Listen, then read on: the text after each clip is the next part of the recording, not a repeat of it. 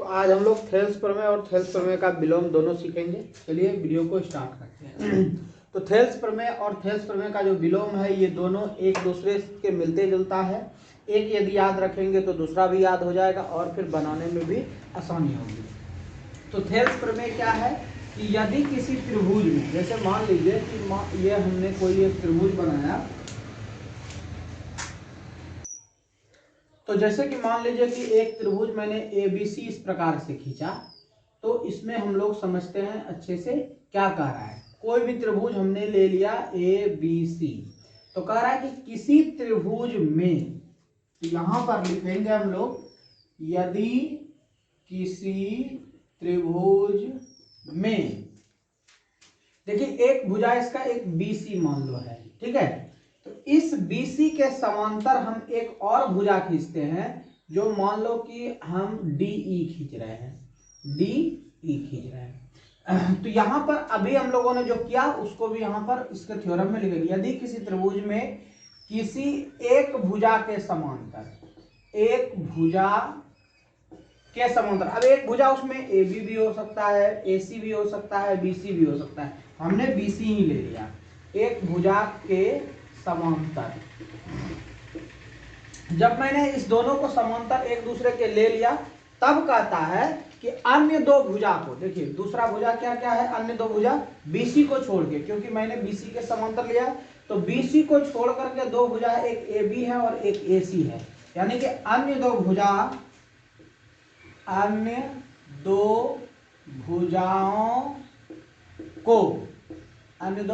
को देखिए क्या कर रहा है, अलग अलग जगह पर विभाजित कर रहा है, ठीक है। ए बी पॉइंट है इसका, लेकिन ए बी बिंदु को छोड़ करके ये डी पे विभाजित हो रहा है, तो डी पे कर रहा है, यानी कि डी पे विभाजित कर रहा है। तो क्या लिखेंगे, अन्य दो भुजाओं को भिन्न भिन्न जगह पर,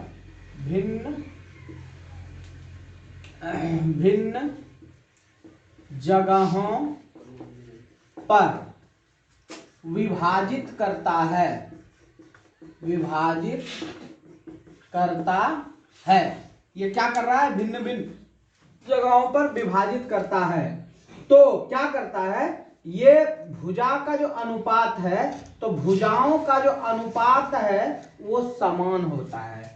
तो भुजाओं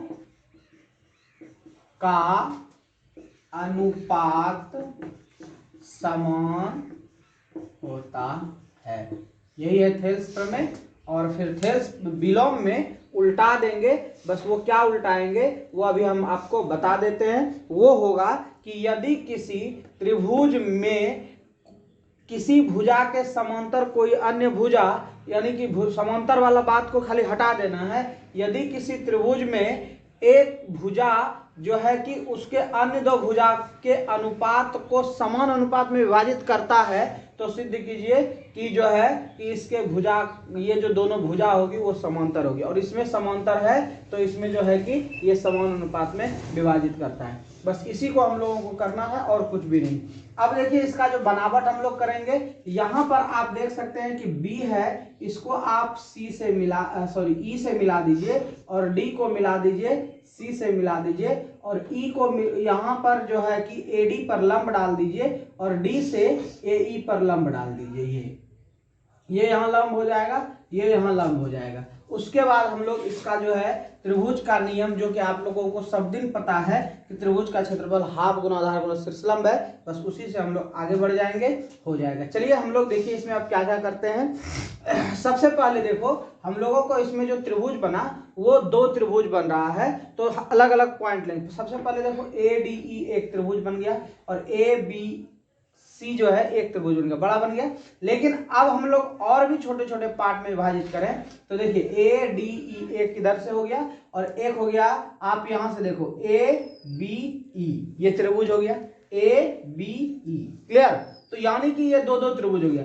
अब हम लोगों को सर्वांगसम क्यों दिखाना है दो त्रिभुज को, देखिए ध्यान से देखना है कौन सा त्रिभुज हम बोल रहे हैं। ये देखिए ये आपका ADE त्रिभुज है, ये वाला। अब इसी में देखिए यहां पर है आपका, इसी में ये वाला आधार यहां तक आ गया, और ये आपका हो गया कर्ण, और ये देखिए आपका हो गया लंब। तो यहां पर एक और त्रिभुज है, ठीक है, दो हो गया। उसके बाद आधार गुना शीर्षलंब हम लोग जो है कि इसको यहाँ पर ए, उसके बाद यहाँ पर जो भी दो जगह पे काटा, मान लो कि एक एम है और एक एन है, इस तरह से इसका रचना हो गया। फिर दूसरे में आइए इस साइड में, तो ए ई डी हो गया एक त्रिभुज, ए ई डी हो गया एक त्रिभुज। दूसरा ये देखिए एन लंब है, तो ये वाला पार्ट्स आपका देखिए ये भी एक त्रिभुज हो गया। बस इसी जगह को हम लोगों को लेना है और आपका प्रूफ हो जाएगा। तो ये था थेल्स का, और इसी में हम लोग सिद्ध कर लेंगे विलोम का अगले में। चलिए तो देखिए यहाँ पर लिखेंगे चूंकि, सबसे पहले बनावट लिख दीजिए थोड़ा सा। बनावट में आप लोगों ने क्या क्या, बस कुछ नहीं, आपको बी ई को मिलाया गया, कोमा डी सी को मिलाया गया।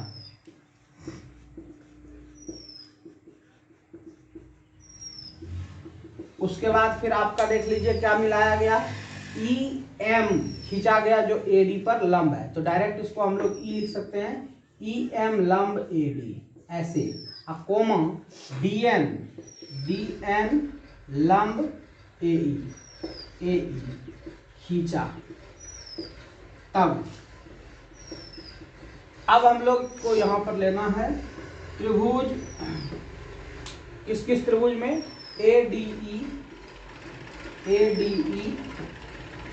का एरिया, ठीक है ना, और त्रिभुज डी बी ई, ठीक है, ये दो त्रिभुज हो गया। अब इस दोनों में हम लोग क्या करेंगे, ध्यान से देखिए, इसको हम लोग एरिया लिख सकते हैं, एरिया को A R E, area of A D ई। तो देखिए इसमें हम लोग ए डी ई में यदि हम लोग क्षेत्रफल निकालेंगे तो ध्यान से देखना, ए डी आपका देखिए हाफ पहले तो होगा, हाफ गुना आधार गुना शीर्षलंब। तो जब ऐसा त्रिभुज हो ना, ध्यान से देखना, ऐसा त्रिभुज हो तो इस तरह का, और इसमें यहाँ पर लंब हो, तो त्रिभुज का क्षेत्रफल जो होता है, देखिए ऐसा त्रिभुज हो ऐसा, और यहाँ पर ऐसे लंब हो, तो त्रिभुज का क्षेत्रफल होगा ये वाला जो लंब है, हाफ गुना ये आपका लंब हो गया, यानी कि आधार गुना ऊंचाई, इसको हम लोग कहते हैं। आधार ये वाला बेस पॉइंट और ऊंचाई हो गया ये ऊपर वाला पॉइंट। तो कैसे हम लोग करेंगे, यहाँ पर देख लो, यहाँ भी आपका वही जगह है, ये देखिए ये वाले में आपका ये वाला, तो ये जो पॉइंट है यानी कि रेखा है ई और एम, तो ई एम आपका हो जाएगा लंब हो जाएगा, और ये आपका आधार हो जाएगा, ए डी क्या हो जाएगा आपका आधार हो जाएगा। तो दोनों को हम लोगों ने यहाँ पे दर्शा दिया, तो ये हो गया फर्स्ट। अब दूसरा लेते हैं, देखिए area of A B E, ठीक है, area of A B E, ठीक ना। तो हम ए बी ई नहीं लेकर के डी बी ई भी ले सकते हैं, इसमें भी ये वाला लंब पार्ट हो जाएगा, यानी कि डी बी ई, ठीक है। तो यहाँ पर देखिए हम लोगों ने लिखा भी है डी बी ई में। अब देखिए डी बी ई में area of D B E, देखिए ध्यान से इसमें क्या होगा, ये वाला आपका आधार इसको ले लीजिए, ठीक है, तो ये हो जाएगा आपका आधार क्या हो गया डी बी, और हाफ गुना आधार, ये देखिए शीर्षलंब यही रह जाएगा, क्योंकि ये वाले पर लंबाई जो ऊंचाई जो है इसका यही वाला है, तो ई एम हो जाएगा, ई एम हो गया। अब इसको क्या कर लीजिए, इस दोनों को डिवाइड कर लीजिए, ठीक है ना। बनावट वाले बात को यहाँ पर मिटाते हैं और फिर आगे देखिए। अब हम लोग क्या करेंगे इसमें, अब देखिए यहाँ पर इस दोनों को बटे कर लीजिए, लिखेंगे इसलिए area of A D E अब बटे area of D B E. तो दोनों का क्षेत्रफल को क्या करिए आप जो है इसको विभाजित कर दीजिए, देखिए हाफ हो जाएगा, यहाँ पर है A D Guna E M का ये, या E M Guna A D, और नीचे में भी देखिए हाफ गुना डी बी गुना ई एम है, ई एम कट गया, हाफ हाफ कट गया, क्या बचा आपका ए डी बटे डी बी, ए डी बटे डी बी, एक पार्ट हो गया। अब हम लोग यानी कि ये एक यदि निकल गया तो दूसरे के लिए हम लोगों को चिंता नहीं है, क्योंकि ऐसे में हम लोग जो है क्या कर सकते हैं, इसको सेम टू सेम बता सकते हैं, यानी कि सिमिलर बता सकते हैं। तो हम लोग लिखेंगे ठीक उसी प्रकार, ठीक है। लिखेंगे ठीक उसी प्रकार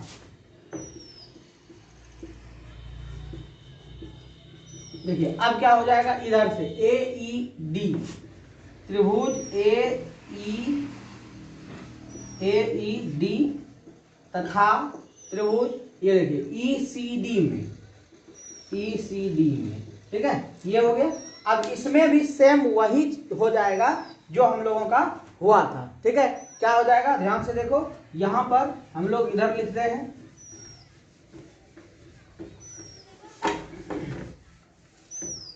ये देखिए आपका हो जाएगा क्या, ये वाला जो ए ई डी है इसमें आप देख लो ये आधार हो जाएगा, तो एरिया लेना है, area of A E D, तो इसमें हो जाएगा आपका हाफ गुना आधार हो जाएगा ए ई और ऊंचाई हो जाएगा ये वाला शीर्षलंब डी एन, ठीक है।